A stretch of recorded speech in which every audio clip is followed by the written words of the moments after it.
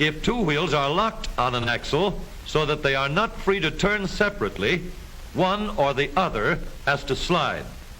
So engineers had to find a way to connect both rear wheels to the engine without sliding and slipping on turns. The device which makes this possible is a part of the rear axle. It is called the differential because it can drive the rear wheels at different speeds. The differential looks complicated, but once we understand its principle, it is amazingly simple.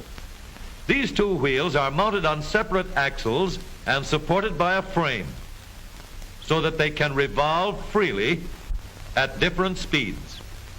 Let's fasten a spoke on the inner end of each axle so that by turning the spokes, we can turn each wheel separately.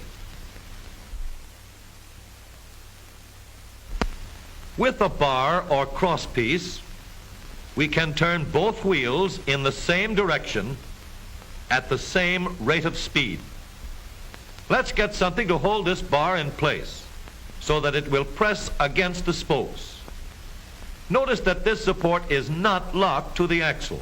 It turns freely. Now we can spin the wheels by rotating the support.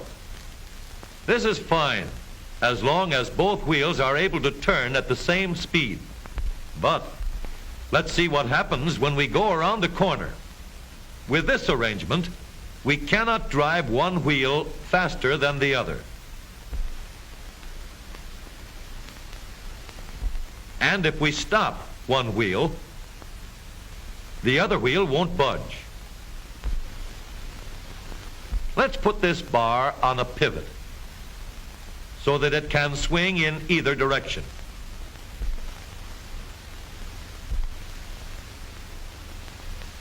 Now, the bar can still turn both wheels at the same speed. And because it pivots, it lets one wheel turn even when the other is stopped. But if turned too far, the bar will swing around until it won't drive the spokes that turn either wheel. We need another crossbar and more spokes to carry on the job. When we stop one wheel, the crossbars will continue to push the spokes of the free wheel around. As long as both wheels are free to turn, the bars do not swing on their pivot and the wheels move at the same speed. Now we have the working principles of a differential. To adapt the model for use in an automobile, we will have to make a few changes. In order to reduce the jerky action caused by wide spaces between the spokes, we will put in more spokes. Further filling in the spaces between the spokes gives steadier, more continuous action, and changing the shape gives firm, constant contact. Now we can make the gears thicker and stronger, and we have differential gears. The edges are cut so that they will fit together more smoothly and silently, and another gear is added to share the work of driving the axles. The principle is the same. In order to turn the support and drive the wheels, we can fasten a large gear here, connected by a smaller gear to a source of power.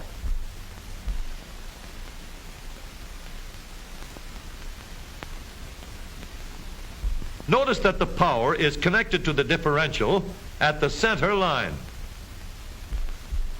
We can make our model more compact by moving the gears closer together. When we put our differential in an automobile, we have to leave room for the drive shaft, which carries the power from the engine. We may build the floor of the car above the drive shaft. But if we do, we won't have much room inside unless we make the top of the car high too. Of course, we could lower the floor and ceiling, but the drive shaft would be higher than the floor. This would have disadvantages. A shaft in the middle of the floor of an automobile would be inconvenient for passengers and would be awkward for carrying luggage. Today, engineers have found a way to make the car roomier and closer to the road without a clumsy shaft above the floor. The drive shaft from the engine to the differential is lowered out of the way, and the drive shaft is connected to the rear axle at the bottom. The new low center drive makes the rear axle quieter, stronger, and more durable because it gives better, smoother contact between the gears. The automobile of today with the low center drive is stronger and more rugged. Every part of the rear axle has been built to withstand strains far greater than it will ever meet on the straightaway or around the corner.